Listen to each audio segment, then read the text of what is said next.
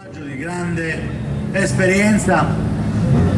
corrono col 229 sulle loro portiere, sono Carmelo Lanzalago e Antonio Marchica, vengono dalla provincia di Caltanissetta e da Caltanissetta,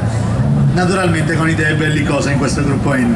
Ma penso solo a divertirmi, è la mia prima targa, dopo tanti anni di gare penso a divertirmi e ad arrivare domani. E noi vi aspettiamo naturalmente domani sera intorno alle 21, pensiamo, dovrebbe esserci l'arrivo del campionato regionale in piazza Garibaldi a Campofelice di Roccella. Continuavamo a parlare di seconda tappa della targa Florio, altra prova è la Piano Bottaglia che dal bivio di Mucceralli conduce fino alla stazione sciistica della provincia